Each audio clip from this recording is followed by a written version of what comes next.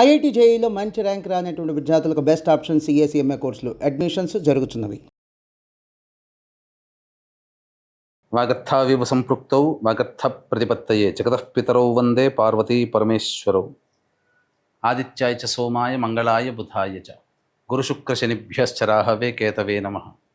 శృంగేరి జగద్గురు పీఠాధిపతులకి, కంచి పీఠాధిపతులకి నమస్కారములు తెలియజేసుకుంటూ కార్యక్రమాన్ని ప్రారంభిద్దాం. ఈ జూన్ 16వ తారీఖు నుంచి 30వ తారీఖు వరకు ద్వాదశ రాశులలో జన్మించినటువంటి వారికి ఏ విధంగా ఉండబోతుందో తెలుసుకునే ప్రయత్నం చేద్దాం. ముందుగా వీక్షించేటువంటి ప్రేక్షకులకి ఒక చిన్న మనవి. చాలామంది ఎంతో గొప్పగా ఆదరిస్తూ వస్తున్నారు ఈ యొక్క రాశుల ఫలితాలకు సంబంధించి. ప్రతి 15 రోజులకు ఒకసారి చేస్తూ ఉన్నాం. అయితే కొంతమంది ఈ చెప్పినటువంటి ఫలితాలు మాకు వ్యతిరేకంగా జరుగుతున్నాయి అనేటువంటి యొక్క అంశము, ఎందుకు మాకు జరుగుతున్నాయి అనేటువంటిది కూడా బాధను వ్యక్తం చేస్తున్నారు. అయితే గమనించినటువంటి అంశం ఏంటంటే, చాలామంది కన్ఫ్యూజన్ అనేటువంటిది అవుతున్నారు అనేటువంటిది. అంటే వాళ్ళకి పుట్టినప్పుడు జన్మ నక్షత్రం ఒకటి ఉంటుంది, కానీ ఆ నక్షత్రాన్ని బట్టి రాశి ఉంటుంది. ఆ రాశిని మీరు పరిగణనలోకి తీసుకోకుండా మీ యొక్క నామ నక్షత్రానికి మాత్రమే ఉన్నటువంటి రాశిని పరిగణనలోకి తీసుకుంటున్నారు. ఉదాహరణకి కోదండరాం అనేటువంటి పేరుంది. అది ఆ కోదండరాం అనేటువంటి యొక్క రాశి జన్మతః ఉన్నటువంటిది కుంభరాశి అని అనుకుందాం. కానీ కోదండరాం అనే పేరుంది కాబట్టి కేకో హాహి పునర్వసు కాబట్టి మిథున రాశి ఫలితాలని చూసుకుంటున్నారు.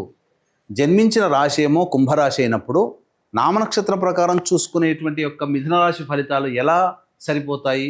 అది ఒక తప్పు జరుగుతుంది.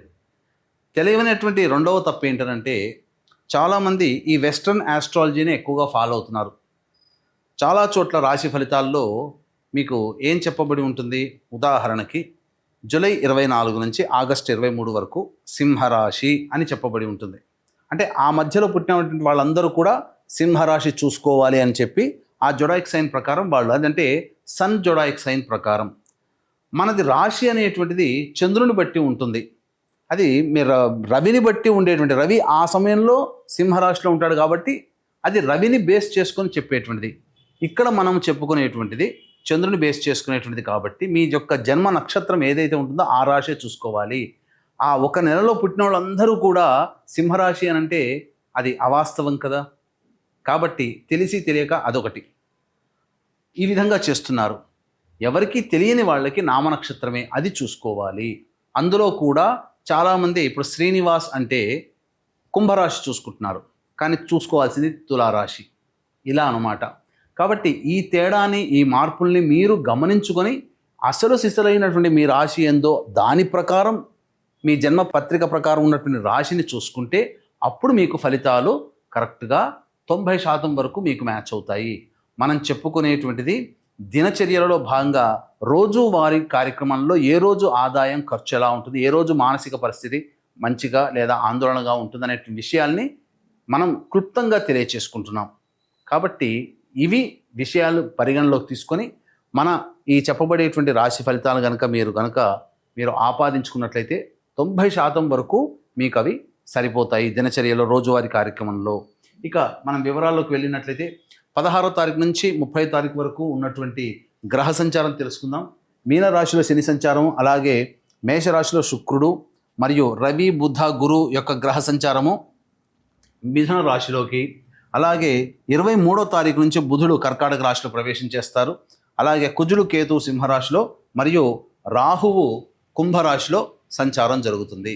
దీనిని బట్టి ఈ 12 రాశుల వారికి ఏ విధంగా ఉండబోతుంది 16వ తారీఖు నుంచి మరియు 30 జూన్ వరకు అని తెలియజేసుకుందాం. ద్వాదశ రాశుల్లో భాగంగా మొదటిదైనటువంటి మేషరాశిలో జన్మించినటువంటి వారికి 16 జూన్ నుంచి 30 జూన్ వరకు ఏ విధంగా ఉండబోతుందో తెలుసుకునే ప్రయత్నం చేద్దాం. ఈ మేషరాశిలో జన్మించినటువంటి వారికి శుక్రగ్రహ సంచార ప్రభావం వలన విలువైనటువంటి వస్తువులు, అనగా హుందాని పెంచేటువంటి వస్త్రములు కానీ గృహోపకరణాలు కానీ కొనుగోలు చేసే అవకాశము గోచరమవుతుంది. ఆ సందర్భంగా కొంత అప్పు చేయాల్సినటువంటి పరిస్థితులు కూడా గోచరమవుతున్నాయని చెప్పవచ్చు. ఇక ముఖ్యంగా చూసుకున్నట్లయితే ఉద్యోగస్తులకి అద్భుతమైనటువంటి అవకాశాలు గోచరమవుతున్నాయి. నిరుద్యోగస్తులకి ఖచ్చితంగా ప్రయత్నం చేస్తే జాబ్ వచ్చే అవకాశాలు మెండుగా ఉన్నాయని చెప్పవచ్చు. అయితే వృత్తి వ్యాపారాల్లో ఉన్నటువంటి వాళ్ళకి నూతన వ్యాపారాలు అనేటువంటివి ప్రారంభించడానికి అవకాశం ఉన్నటువంటిది. కాబట్టి సమయము సందర్భము చూసుకొని ప్రయత్నం చేయండి.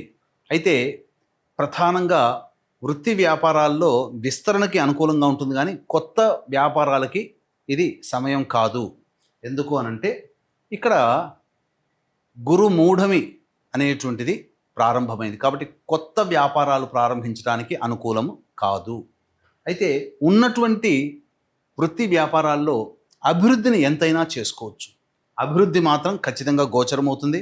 అలాగే ఈ సంబంధించినటువంటి ప్రభుత్వ పరముగా లావాదేవీలు జరిపేటువంటి వ్యాపారస్తులకి ప్రభుత్వ పరంగా రావాల్సినటువంటి రాని బాకీలు కానీ బిల్స్ శాంక్షన్ అవ్వడం కానీ జరుగుతాయి. ప్రభుత్వం నుంచి ఒక లబ్ధిని పొందుతారు. ఆల్రెడీ ఉద్యోగం చేస్తున్న వాళ్ళైతే అదనపు బాధ్యతలతో మంచి భవిష్యత్తు కలిగినటువంటి డిపార్ట్మెంట్లో మీరు చేరుతారని చెప్పవచ్చు. ఇక ఈ సంబంధించినటువంటి మేషరాశిలో జన్మించినటువంటి వారికి 22వ తారీఖు వరకు కూడా సంపూర్ణంగా బుధుడు అనుకూలంగా ఉంటూ నూతన వ్యక్తుల పరిచయాన్ని కలగచేయడం, తద్వారా ఆనందకరమైనటువంటి జీవితము, చేస్తున్నటువంటి పెట్టుబడులకు సంబంధించి ధనలాభం కూడా లభించడం అనేటువంటి బుధగ్రహ సంచార ప్రభావం.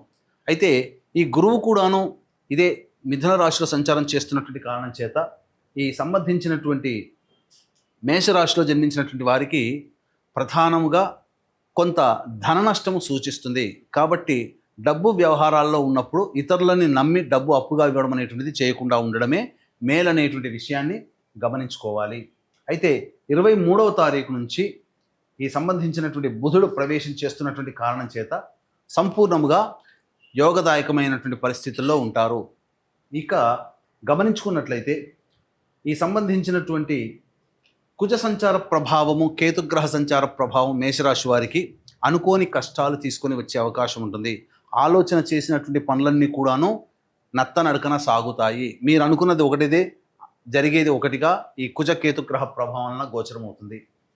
శని ప్రభావము ఆల్రెడీ ఏలిన నాడు శని ప్రభావం అనేటువంటిది ఈ మేషరాశి వారికి ప్రారంభమైంది, కాబట్టి పనులలో కాస్త నెమ్మదిస్తాయి.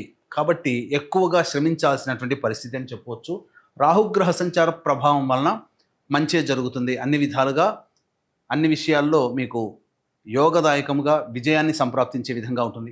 తర్వాత చెప్పొచ్చేది ఏమిటంటే బుధుడు అనుకూలంగా లేడు, గురువు అనుకూలంగా లేడు, శని అనుకూలంగా లేడు, కుజుడు కూడా. కాబట్టి ఓవరాల్గా మిశ్రమమైనటువంటి ఫలితాలు ఈ మేషరాశిలో జన్మించినటువంటి వారికి ఉంటుంది. వివాహం కావలసినటువంటి అబ్బాయిలకి అమ్మాయిలకి వివాహ సంబంధాలు కుదురుతాయి. అలాగే సంతానం కోసం ఎదురు చూసేటువంటి వాళ్ళకి చక్కటి శుభవార్త వింటారు. విద్యార్థులైతే కష్టపడితే తప్ప ఫలితాలు పొందలేనటువంటి పరిస్థితి, కాబట్టి జాగ్రత్తలు పాటించండి. దైవానుగ్రహాన్ని పొందే ప్రయత్నం చేయండి. అన్ని విధాలుగా మీకు అనుకూలంగా ఉంటుంది. ఇక గమనించుకున్నట్లయితే ఈ యొక్క మేషరాశిలో జన్మించినటువంటి వారికి ప్రధానంగా దైవ అనుగ్రహం అనేటువంటిది తప్పనిసరి. కాబట్టి ఈ 16 నుంచి 30వ తారీఖు వరకు రోజువారీ కార్యక్రమాల్లో ఏ విధంగా ఉండబోతుందో తెలుసుకునే ప్రయత్నం చేద్దాం. వీక్షించేటువంటి ప్రేక్షకులకి కూడా గమనిక, ఈ యొక్క జూన్ 21వ తారీఖు రోజున ఏకాదశి అశ్విని నక్షత్రంతో కూడుకున్నటువంటి పుణ్యతిథి.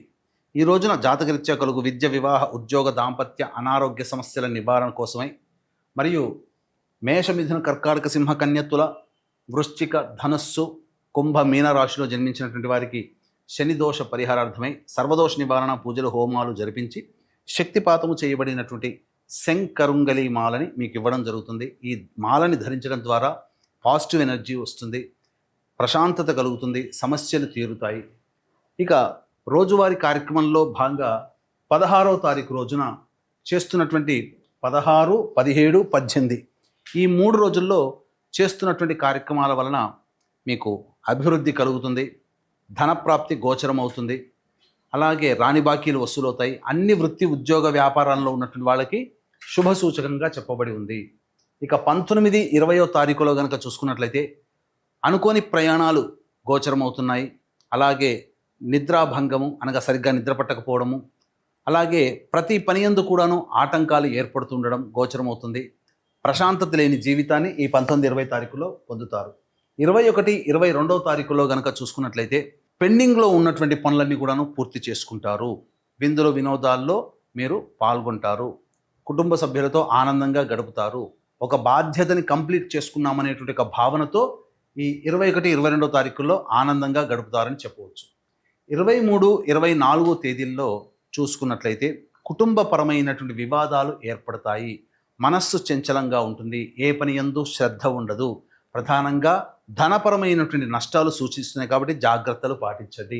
25-26 తారీఖుల్లో మిత్రులు సోదరుల యొక్క సహాయ సహకారాలతో మీ సమస్యలన్నీ పరిష్కరించుకుంటారు. రాని బాకీలు వసూలవుతాయి. ప్రధానంగా ఆనందంగా జీవిస్తారు. ధనపరమైనటువంటి సమస్యలు తీరుతాయి. అవసరానికి మరియు ఖర్చులకి మించినటువంటి ఆదాయం లభించడం ద్వారా మీకున్నటువంటి సంతోషాన్ని అధిక మొత్తంలో పొందుతారని చెప్పవచ్చు. ఇక 27, 28, 29 తారీఖుల్లో కనుక చూసుకున్నట్లయితే వాహనాన్ని నడిపేటప్పుడు జాగ్రత్తలు పాటించాలి. ముఖ్యంగా పెట్టుబడుల విషయంలో జాగ్రత్తలు పాటించాలి. తల్లిగారి ఆరోగ్యం పట్ల శ్రద్ధ వహించాలి. గృహోపకరణాలకి గృహ మరమ్మతులకి అధిక మొత్తంలో డబ్బును వెచ్చిస్తారని చెప్పవచ్చు. ఇక 30వ తారీఖు రోజున మీ ఆరోగ్యం పట్ల శ్రద్ధ వహించండి. అనవసరంగా వృధా కాలయాపన జరుగుతుంది. ఏ పని యందు కూడాను శ్రద్ధ ఉండదు. ఇది 16వ తారీఖు నుంచి 30వ తారీఖు జూన్ వరకు మేషరాశిలో జన్మించినటువంటి వారికి ఉండబోయేటువంటి ఫలితాలు. ఇక ఈ మేషరాశిలో జన్మించినటువంటి వారికి సమస్యలు అనేటువంటివి ఉన్నప్పుడు ఈ సమస్యల పరిష్కారం కోసం సుబ్రహ్మణ్య భుజంగ స్తోత్ర పారాయణం, సూర్యారాధన ప్రతిరోజు చేసినట్లయితే చాలా మటుకు సమస్యలు తగ్గుముఖం పడతాయని చెప్పవచ్చు. ఇప్పుడు చెప్పబడినటువంటి సమస్యల కంటే ఇంకా ఎక్కువ సమస్యలతో మీరు బాధపడుతున్నట్లయితే దగ్గరలోని మంచి ఉపాసనా పరులైనటువంటి జ్యోతిష్యులను సంప్రదించి వారి సలహాలు సూచనలు కనుక పాటించినట్లయితే మరింత మెరుగైనటువంటి జీవితాన్ని పొందుతారని తెలియజేస్తూ సర్వం శ్రీ ఉమామహేశ్వర పరబ్రహ్మార్పణమస్తు.